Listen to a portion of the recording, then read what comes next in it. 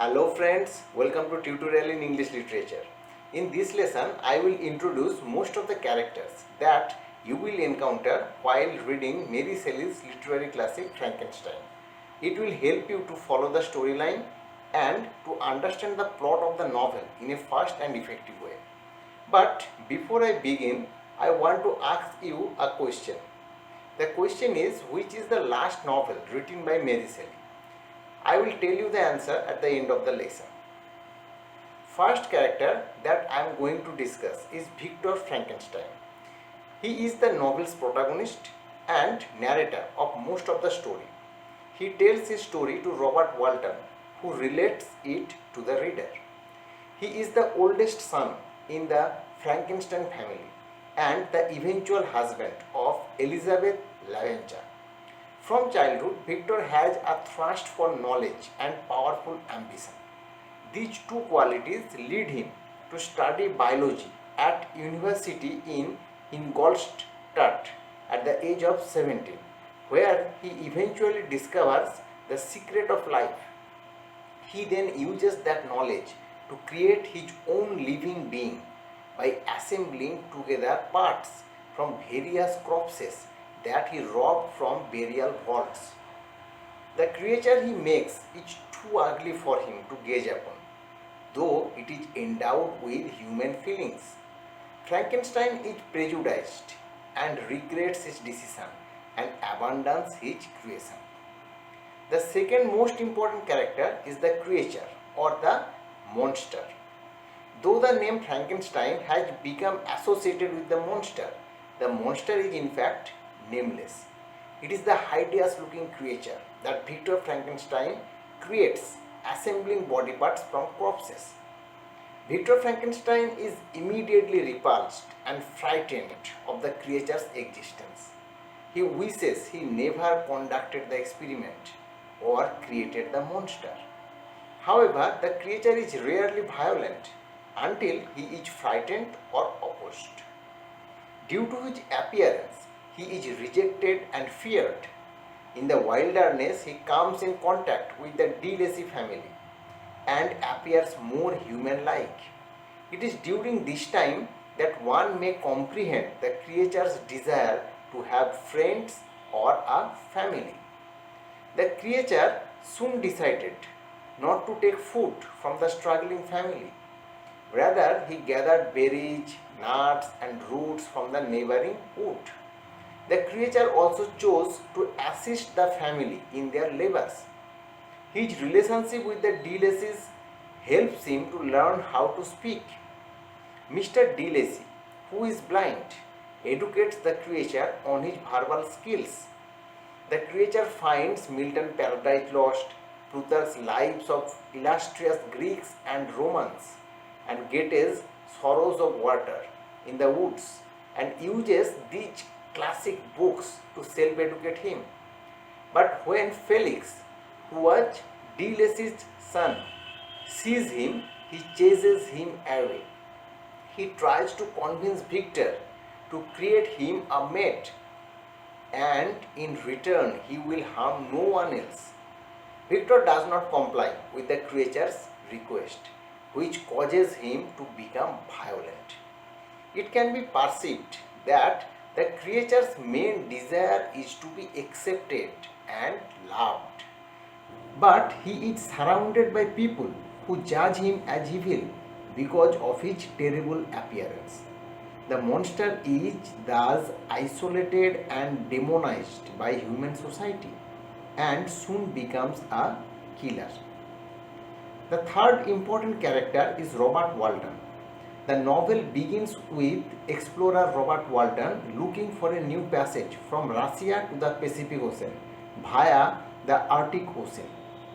After weeks at sea, the crew of Walton's ship finds an emaciated man, Victor Frankenstein, floating on an ice floe near death. They rescue him. It is to Walton that Victor tells his story, and he in turn writes the narrative down in a series of letters to his sister Margaret Saville back in England. Walton has many similar characteristics to Frankenstein, Both are driven by desire for discovery. He also suffers from loneliness like Victor and indeed like the monster. Victor's wife, Elizabeth Lavenza, is another major character. Elizabeth is an orphan child adopted by the Victor's parents when Victor was 5 years old. Elizabeth is a beautiful and striking child. Her mother was a German and had died on giving her birth, much like Mary Shelley's own mother, Mary Wollstonecraft. She becomes a devoted daughter, Victor's sister by adoption, and later his wife. Through all of it, Elizabeth remains gorgeous, pure, and passive. She is an idealized character who is beautiful, loyal, trusting, sympathetic, and caring towards others, almost too perfect. She is, however, human and eventually falls victim to the monster revenge on her wedding night. One important thing to note here is that in the first edition, that means 1818, of Frankenstein, Elizabeth is 4 years younger than Victor, and she is the daughter of Alphonse's sister and therefore Victor's cousin. In the revised 1831 edition, Elizabeth is rescued by Victor's mother Caroline from a peasant's cottage in Italy, as I have already described. Victor's mate, Henry Clerval, is another important character. Henry is Victor's best friend who looks after him when he is ill and accompanies him to England. The monster kills Henry after Victor breaks his promise of creating a female companion for the monster. He studies language at the University of Ingolstadt and is totally unaware of Victor's creation. Henry is a writer and poet, a more creative person than the scientifically minded Victor. Henry is fascinated with the heroes of Roncesvalles, King Arthur, and the Knights of the Round Table, and the Knights of the Crusades. Henry's purpose in the novel is to show what Victor could have been had he not been influenced by ambition and for the desire for discovery. In the sense, he is Victor's opposite. Like Elizabeth, Henry is an idealized character, and like Elizabeth, he dies at the hands of the monster. After the horrors of creating the monster, Henry encourages Victor to take delight in the more simple and rewarding aspects of life, the beauty of nature, and the innocence of children. Clerval's optimism also stands in contrast to Victor's gloominess. Now, let's talk about some minor characters. First comes Alphonse Frankenstein. He is Victor's father. He belongs to an elite ancestry in Geneva. He spent his entire youth working in public positions. He is well known for his commitment for his country.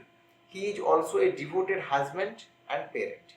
Alphonse is a loving father to Victor and a man who believes in family and society. Then there is Caroline Beaufort. She is Mr. Beaufort's daughter, Victor's mother, and Alphonse Frankenstein's wife. Caroline dies of scarlet fever when Victor is 17 years old. Caroline is an example of idealized womanhood, smart, kind, gorgeous, and resourceful. William Frankenstein is another character from Frankenstein family. He is Victor's youngest brother, favorite of everyone. The monster strangles him in a forest near Geneva. Ernest Frankenstein is Victor's younger brother by 6 years. He is the only Frankenstein to survive the novel. One more important character is Justine Moritz. She is the trusted housekeeper for the Frankenstein family. Caroline comes upon Justine's poor family when on a summer visit to Lake Como near Milan in Italy.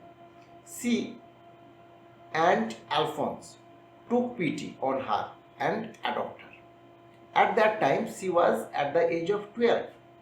She is convicted of the murder of William Frankenstein, as William's missing locket was found in her pocket. Though all the Frankenstein believe she is innocent, only Victor knows that the monster is the true murderer. If William's death symbolizes the loss of innocence, Justine's death marks the end of all that is noble and righteous. Another minor character is Mr. Beaufort. He is Caroline's father and a close friend to Alphonse Frankenstein. When he fell into poverty, he moved from Geneva to Lucerne with his daughter to seek refuge from poverty and a damaged reputation. There he became ill and within a few months had died. When Alphonse finds the Beaufort home, he discovers penniless Caroline grieving at her father's coffin. Alphonse gives his friend a decent burial and sends Caroline to his family in Geneva to recover. During a 2-year period, Alphonse visits Caroline and they eventually became husband and wife. Then there is de Lacy family, whom monster meets in the wilderness. Mr. de Lacy is a blind man who originally belongs to a well-to-do family of France, but now lives in exile in Germany with his children Felix and Agatha in a cottage near a forest. As a blind man, de Lacy can't perceive the monster's wretched appearance and therefore does not require in horror at his presence. He represents the goodness of human nature in the absence of prejudice. Felix is the son of de Lacy and brother of Agatha. The de Lacy family was in the upper middle class of France, as I have already told, with Felix serving as a civil servant.